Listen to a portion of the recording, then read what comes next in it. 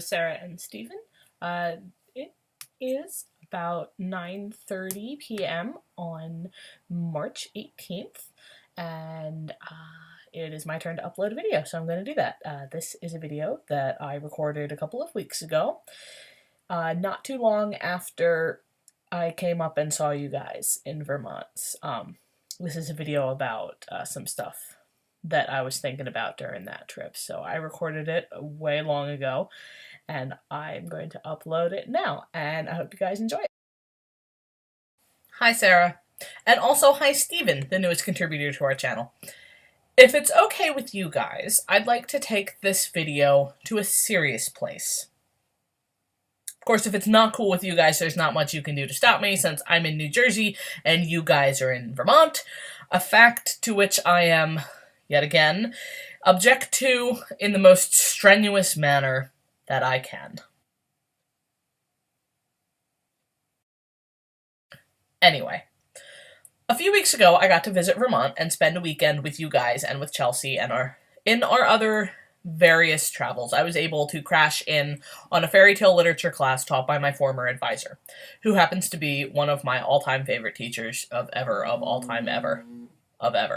And while I wasn't able to corner him after the class to catch up with him, due to many of the students wanting to talk to him about their critique research papers, the due dates of which were imminently looming, I was able to send him an email telling him how much I missed taking his classes and how much his being my advisor meant to me those last 2 years at college. And I think he needed to hear that, and that he really needs to hear from or about the students whose lives he helped guide in the right direction. And I think that partly because no one who has helped change someone's life should be unaware of the good that they've done, and also because talking to some of his current students and from emailing back and forth with him, I learned that he is retiring very soon, very, very soon, actually.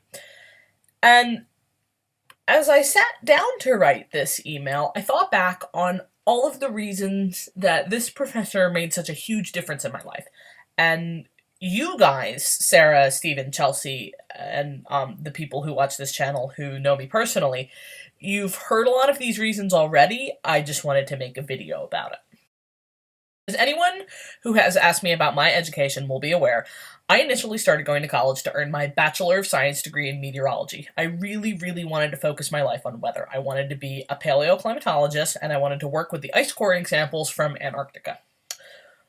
Unfortunately, due to my horrible tendency to forget all of the formulas and facts that I need to pass the tests of these insanely difficult classes, and the unfortunately timed discovery that while I love learning about science and math and making them a part of my life, I did not really want to make them my career for the rest of my life. I say unfortunately timed because by the time I figured out that the classes I was taking were starting to cause severe physical health problems as well as mental ones, I was 4 years into an undergraduate degree that was looking like it would take me 8 years to complete, just passing with the bare minimum grade requirement. And apparently my life motto at that point was, if you're gonna fail, fail big. Facing the idea that I was likely going to be spending 8 years in a degree that was making me miserable, and with the idea that I'd have to go at least 4 to 6 years of even more difficult and intense graduate school in order to get any type of research job in the field, I found myself on the brink of a complete mental breakdown, questioning every decision that I've ever made in my life, and starting to wonder if it would be easier if I just stopped existing altogether. That last part is something that I've never openly admitted out loud until just now. Luckily, at that point, I was surrounded by several people to metaphorically kick my butt into thinking logically.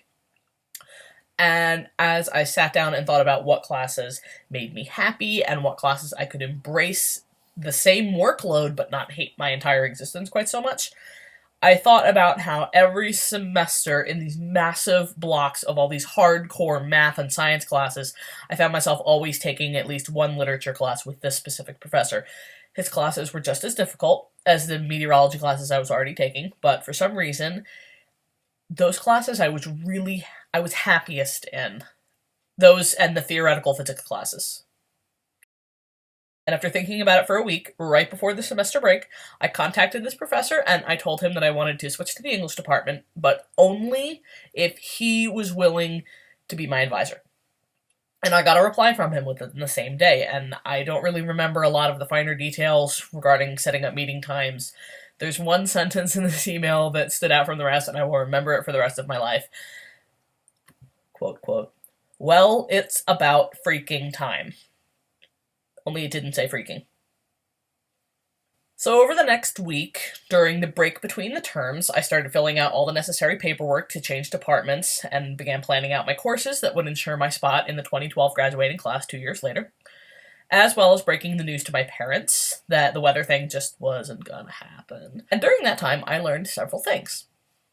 1. This professor had been waiting 4 years for me to figure out that I belonged in the English literature department. 2. Everyone else in my life was also waiting for me to figure this out. 3. No one thought it was a good idea to mention this to me and chose to let me figure it out on my own. 4.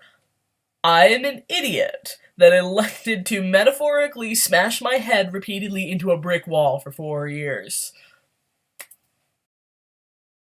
I was transferred into the English department, and my list of meteorology classes was replaced with literature classes, interspersed with the occasional physics class.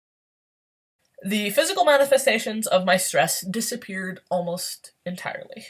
With the help of this professor, as well as the rest of the English department, I received what I think was the best education that I could have ever gotten. I found myself actually looking forward to going to class and writing papers. I was able to figure out what I wanted to do with the rest of my life, and that I wanted to use my literature degree to pursue a degree in library science. This professor saw me at the absolute worst point in my academic career, and he took a personal interest in making sure that I got on the right track. I went from having the lowest grades in my class to graduating on the dean's list. And in addition to the effort he put into getting me back on the right track to graduation, the passion that he puts into teaching his classes still, to this day, inspires me to be less of a sucky student and less of a sucky person. He knows his material. He knows it cold. I never once saw him use notes and in any class that I took with him as an instructor. And the enthusiasm which he just exudes during his lectures is what made me unhesitatingly recommend his classes to other students. To this day, he is one of the best teachers that I have ever been lucky enough to have. And when he retires, that school is going to lose an amazing teacher. This has been one of my more longer videos, for which I apologize, but I really wanted to explain why it is that this professor made such an impact on my life. And if you or anyone you know has someone like this in your life, be it a teacher or a coworker or even just a friend that has made a significant impact on your life, make sure that you let them know, because everyone deserves to know that they have made a difference, even if it is in a very small way. They've still made an impact on the world. Sarah and Stephen, I look forward to your next videos. For those of you who are not Sarah and Stephen, hello. Thank you for watching. If you like the content that you saw here and you want to see more like it, consider visiting our channel and subscribing. That would be very cool of you. If you want to find us on social media, links to mine, Sarah's, and Stephen's respective Tumblrs and /or Twitters can be found down in the description a bit. Thanks for watching. Bye.